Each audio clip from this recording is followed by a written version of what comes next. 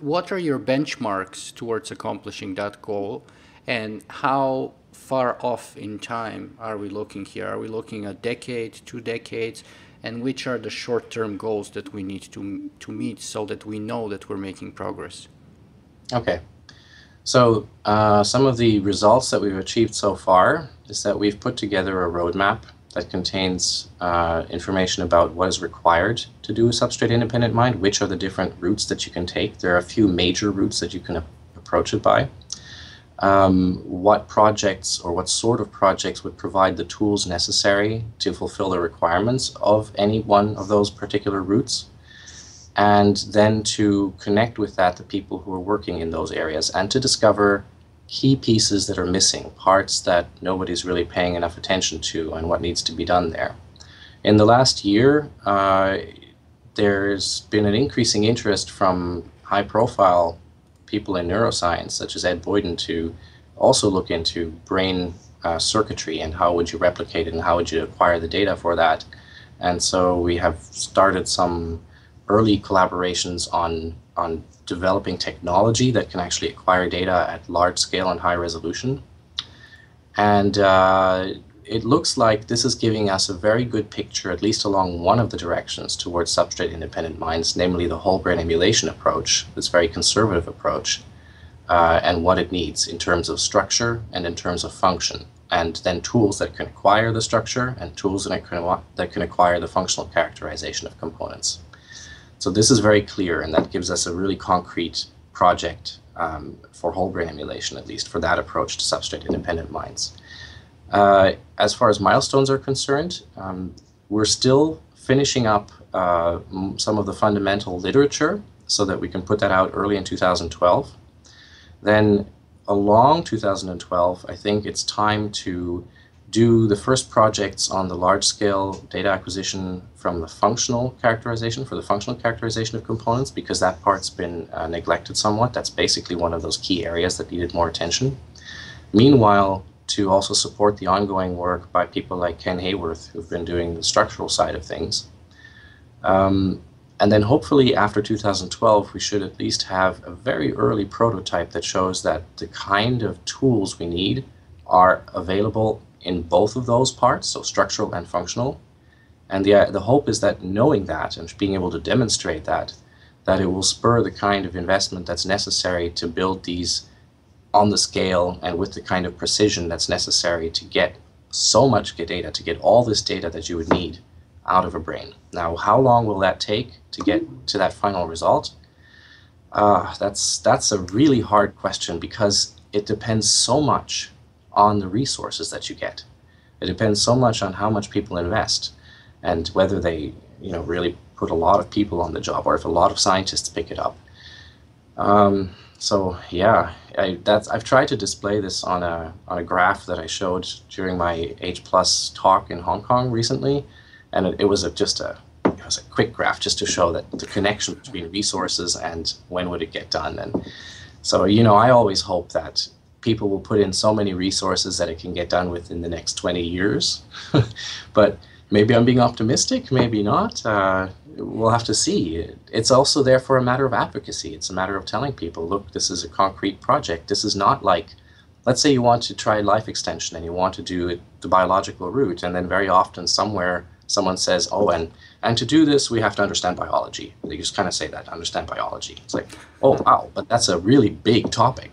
Or even if you had a topic where it said we have to understand neuroscience, that would be really huge.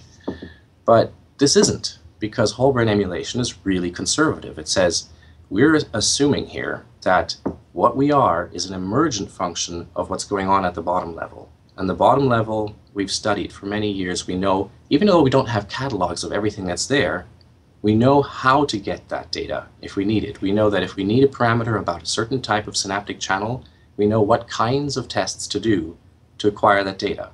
So what we need now are tools that can do this at large scale and high resolution.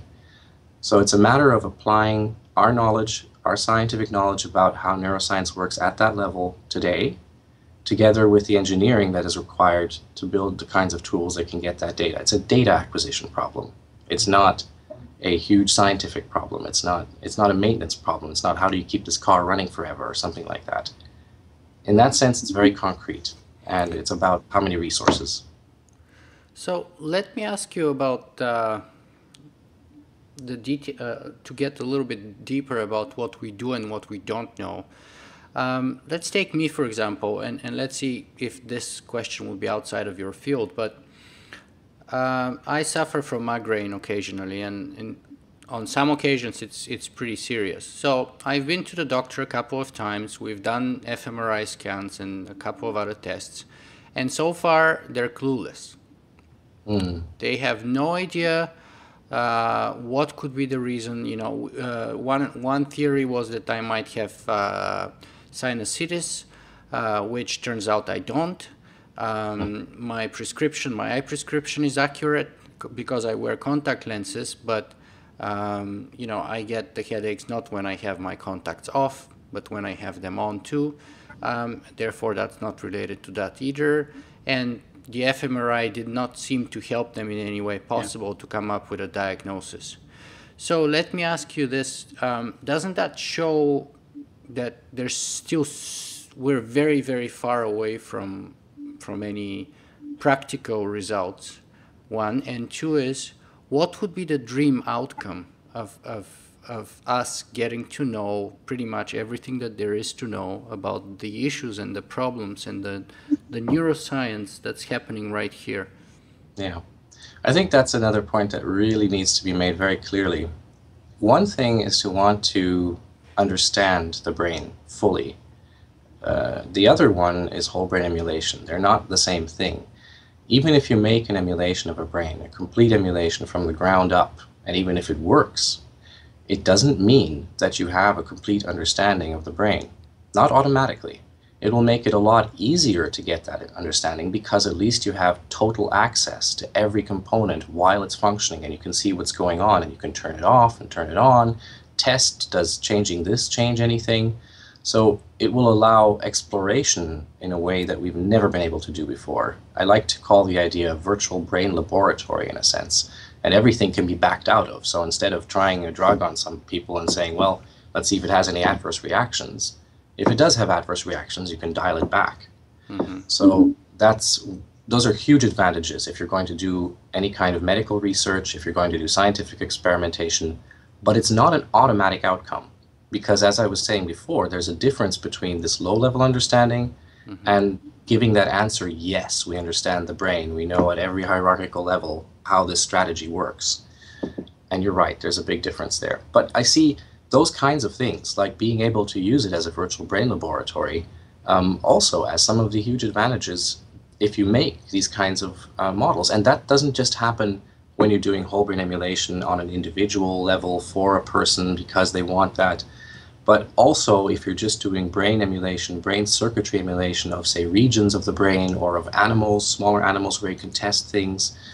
This is some of the reasons why many of the neuroscientists who are now coming on board with the really exciting human connectome project, so this idea of getting all the connections from the brain, and brain emulation, so brain circuitry reproduction, like the kind of things that Ed Boyden's interested in, they're coming on board because they know that that is what we need now. We're done just looking at very small scale stuff at high resolution or taking fMRI scans where all you can say, oh, yeah, there's activity in that part of your brain when you're thinking this, but what does that really explain, right? Okay, so it had to happen somewhere, right? The activity had to be somewhere. You need that connection between the two, and that means you need to do the kind of detail that you're usually doing at the low level, but at a very large scale. The kinds of populations of neurons that are actually involved with these kinds of functions in the brain. So in a way, the whole brain emulation will be a step towards the basically a step in the direction of learning more about the brain itself and diminishing that area that we don't know what's going on. It would certainly help, yes. Yeah. Yeah.